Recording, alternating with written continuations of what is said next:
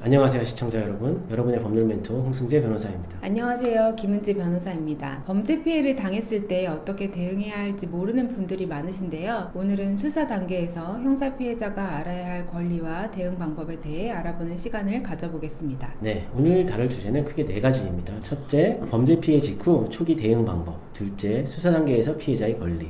셋째, 수사 단계에서 효과적인 대응 전략. 넷째, 수사 단계에서 피해자가 자주 겪는 어려움과 해결 방안에 대해 알아보겠습니다.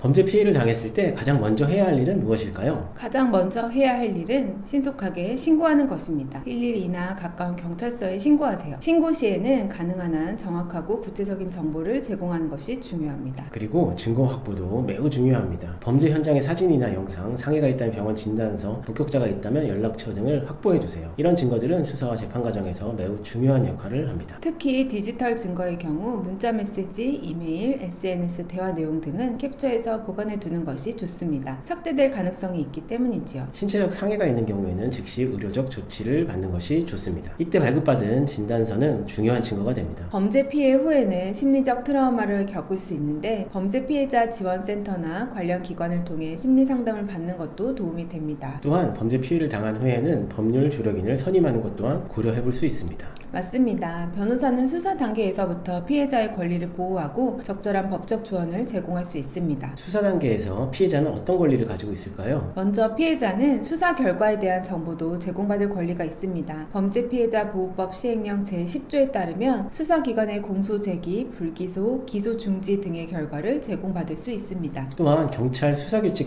제81조에 따르면 사법경찰관리는 피해자를 조사하는 경우 신변보호 신청권, 신뢰관계 종속권 등 형사 절차상 피해자의 권리와 범죄 피해자 구조금, 심리상담 치료 지원 등 피해자 지원 제도에 관한 정보를 제공해야 합니다. 범죄 피해자 보호법 제8조의 2에 따르면 국가는 수사 과정에서 피해자에게 형사 절차상 권리에 관한 정보, 범죄 피해 구조금 지급 및 범죄 피해자 보호 지원 단체 현황 등의 정보를 제공해야 합니다. 그럼 피해자는 수사 과정에 어떻게 참여할 수 있을까요? 피해자는 수사 과정에서 자신의 진술을 통해 사건에 참여할 수 있습니다. 피해자는 수사기관에 진술할 권리가 있고 이 진술은 수사와 재판에 중요한 증거가 됩니다. 또한 피해자는 신뢰관계인의 동석을 요청할 수 있습니다. 특히 성폭력 범죄나 아동대상 범죄의 경우 조사 과정에서 신뢰관계인이 동석할 수 있도록 법률로 보장되어 있습니다. 피해자의 개인정보 보호도 중요한 권리입니다. 경찰청 범죄수사규칙 제177조에 따르면 경찰은 범죄 피해자가 동의한 경우를 제외하고 성명, 연령, 주거지, 직업, 용모 등 범죄 피해자 등임을 미루어 알 수 있을 정도의 사실을 제3자에게 제공하거나 누설해서는 안 됩니다. 피해자는 수사 단계에서 개인정보가 유출되지 않도록 정보보호 조치를 요청할 수 있습니다. 범죄 피해자는 신변보호 요청도 할 수 있습니다. 특히 보복이 우려되는 경우 경찰에 신변보호를 요청하는 것이 중요합니다. 네, 수사 단계에서 피해자가 진술할 때 어떤 점을 유의해야 할까요? 진술은 가능한 한 구체적이고 일관되게 해야 합니다. 사건 발생 시간, 장소, 상황, 가해자의 특징 등을 최대한 정확하게 기억하여 진술하는 것이 중요합니다. 기억이 나지 않는 부분은 억지로 답변하지 말고 기억나지 않는다고 말씀하시는 것이 좋습니다. 추측이나 과장된 진술은 나중에 신빙성에 문제가 생길 수 있습니다. 또한 진술 시에는 감정적인 표현보다는 객관적인 사실 위주로 진술하는 것이 좋습니다. 물론 피해 당시의 감정이나 심리 상태를 표현하는 것도 중요하지만 핵심적인 사실관계는 명확하게 전달해야 합니다. 증거를 제출할 때는 체계적으로 정리하여 제출하는 것이 좋습니다. 예를 들어 시간 순서대로 정리하거나 증거의 유형별로 분류하여 제출하면 수사기관이 사건을 이해하는 데 도움이 됩니다. 피해자는 수사 진행 상황을 어떻게 확인할 수 있을까요? 범죄 피해자 보호법 제8조 제2항에 따르면 국가는 범죄 피해자가 요청하면 가해자에 대한 수사 결과 등 형사 절차 관련 정보를 제공할 수 있습니다. 따라서 피해자는 담당 수사관에게 수사 진행 상황을 문의할 수 있습니다. 또한 변호사를 선임한 경우